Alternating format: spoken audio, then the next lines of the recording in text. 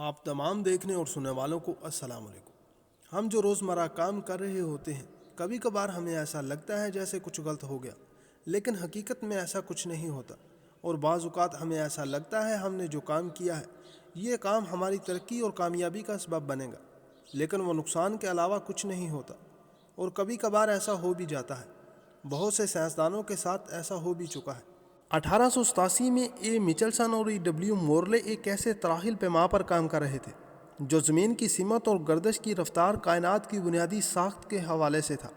یہ سب کو معلوم تھا زمین حرکت کرتی ہے، کام تو بس اتنا تھا اس کے ساتھ ایک عدد لگا دیا جائے۔ مگر ہوا یہ میچل اور مورلے اس کام میں بری طرح ناکام ہوئے اور یہ جان کر حیران رہ گئے کہ لگتا تھا کہ زمین حرکت ہی نہیں کر رہی۔ اس ناکامی کی وجہ سے کائنات کو دیکھنے کا ایک اور انداز ایجاد ہوا۔ سوال یہ اٹھا کہ کائنات کوئی بنیادی ساخت بھی رکھتی ہے یا نہیں۔ آخر یہی سوال آئنسٹائن کے نظریے اور اضافیت میں بھی اٹھایا گیا۔ اس سے اندازہ کیجئے کہ کوئی کام یا کوئی تجربہ جب ناکام ہوتا ہے تو بعض اوقات اس کے اثرات کیا ہوتے ہیں۔ 1883 میں تھامس ایڈیسن پوری کوشش کر رہا تھا وہ اپنی نئی ایجاد یعنی بجلی کے بلب کے فلامنٹ کسی ایسی شے کی مدد سے بنائے جو تا دیر چلے۔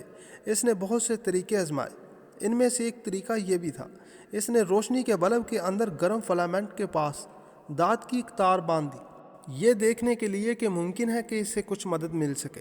ایڈیسن نے یہ دیکھا کہ بجلی گرم فلامنٹ سے سفر کر کے دھات کی تار کی طرف جا رہی ہے، حالانکہ ان دونوں کے درمیان صرف خلا ہے، کوئی وسیلہ بھی موجود نہیں۔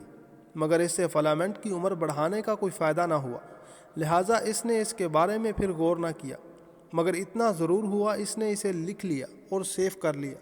جب ایڈیسن کا کارنامہ دوسروں کے ہاتھ میں پہنچا تو اس سے برقی صنعت میں بہت سے کارآمد کام وسیع پیمانے پر ہوئے۔ جدید ریڈیو، ٹیلی ویژن، بے شمار دوسرے آلات اس سے ابھر کر سامنے آئے جسے بظاہر تو بے فائدہ سمجھا جا رہا تھا۔ 1927 میں کلنٹن ڈیویسن نے خالی ٹیوب میں نکل کے مرکز سے ہدف سے الیکٹرانک ریفلیکشن کا مطالعہ کر رہا تھا۔ اسے توقع تھی کہ اس عمل سے بالکل متوقع اور غیر ڈرامائی مواد حاصل ہوگا، لیکن پھر ایک حادثے میں یہ ٹیوب پھوٹ گئی اور نکل کے اوپر آکسائڈ کی ایک پتلی سی تہ چڑھ گئی جس نے اسے بطور ہدف بیکار کر دیا۔ اس فلم کو اتارنے کے لیے ڈیویسن کو طویل عرصے تک اسے گرم کرنا پڑا۔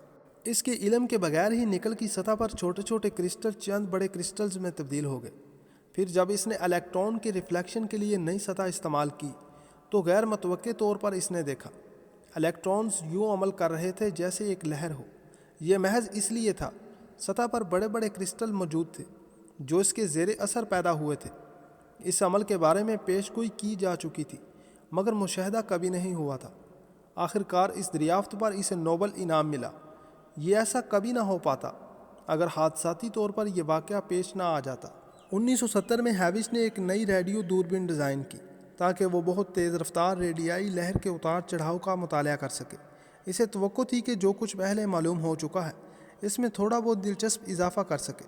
اس دوربین کو استعمال کرتے ہوئے اس نے نیب جوسے نے غیر متوقع طور پر بہت تیز رفتار برسٹ کو دریافت کیا جو ایسی سمت سے آ رہی تھی جس کے بارے میں اسے کچھ علم نہیں تھا، لیکن وہ نیوٹرون ستارہ تھا جس کی جسامت پورے ستارے کے برابر تھی، مگر وہ چند میل سے زیادہ لمبا چوڑا نہیں تھا۔